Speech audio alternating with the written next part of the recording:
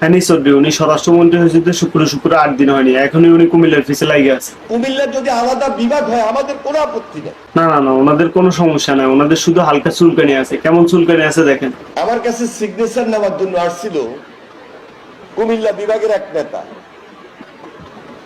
যে কুমিল্লা বিভাগের আমরা যেন সমর্থন করি, একটা সিগনেচার বা একটা সুপারিশ করি। তো বরকতুল্লাহ বলু, আবুল খায়ের ভূঁইয়া সাহেব, তারপরে আমাদের মাহমুদুল খোকন ভাই উপস্থিত ছিল। খোকন ভাই শুনছেন কিনা আমি জানি না, আমার মনে হয় শুনছেন। তো আমাদের গণপূর্ত মন্ত্রী সুমন সাহেব, জাকারিয়া সুমন, সে আসছে আমার সুপারিশ দিতে। আমি কিন্তু সুপারিশ করে বলেছি, সুপারিশ করতে গিয়ে আমি ওইখানে একটা প্রতিবাদ স্বরূপ সুপারিশ করছি। আমি লিখছি নোয়াখালী বিভাগ চাই, শহীদুদ্দিন চৌধুরী। আচ্ছা, ওনার তো কুমিল্লা বিভাগ নিয়ে কোনো আপত্তি নাই, তাহলে কুমিল্লা বিভাগের জন্য একজন মন্ত্রী ওনার কাছে সুপারিশ চাইতে গেলে উনি ওইখানে লেখা যায় যে নোয়াখালী বিভাগ চাই। এখন আমার একটা প্রশ্ন, উনি কি বাংলাদেশের স্বরাষ্ট্রমন্ত্রী নাকি নোয়াখালীর স্বরাষ্ট্রমন্ত্রী? আর ভাই, একটা স্বরাষ্ট্রমন্ত্রী হয়ে একটা জেলারে কিভাবে একটু কটূক্তি করে? উনি বলে কুমিল্লার চাইতে নাকি নোয়াখালী 10 গুণ বড়।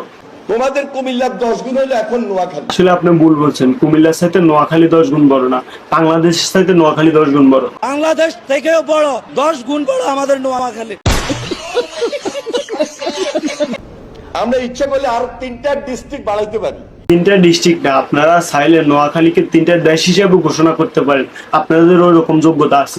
জনসংখ্যায় বলেন, টাকায় বলেন, পয়সা বলেন, মেধায় বলেন, বুদ্ধিতে বলেন, নোয়াখালী ফার্স্ট। উনি যে কুমিল্লাকে ছোট করে কথাগুলো বলছে, কথাগুলো কি আদৌ সত্য? চলেন আমরা একটু দেখে আসি। নোয়াখালীতে জনসংখ্যার হার হয়েছে 38,85,000, কুমিল্লাতে জনসংখ্যার হার হয়েছে 62,12,000।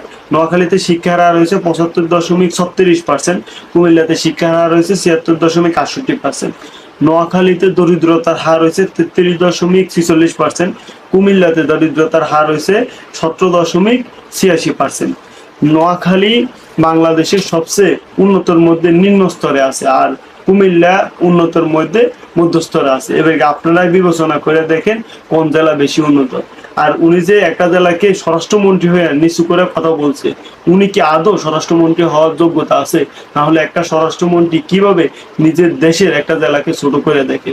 আর মাননীয় স্বরাষ্ট্রমন্ত্রী, আমি আপনাকে বলবো যে আপনার জেলায় বিভাগ নেওয়ার আগে, বিশেষ করে আপনার যেরকম একটা মেন্টাল হাসপাতাল আছে, এরকম একটা মেন্টাল হাসপাতাল আপনার জেলা অতি দ্রুত স্থাপন করেন, তাহলে আপনাদের জন্য ভালো হবে। সবাই কি বলেন? আর ভিডিওটা ভালো লাগলে বেশি বেশি শেয়ার করে দিবেন তুখার গতিতে, যাতে এনি সোর দিয়ে ভিডিওটা দেখে।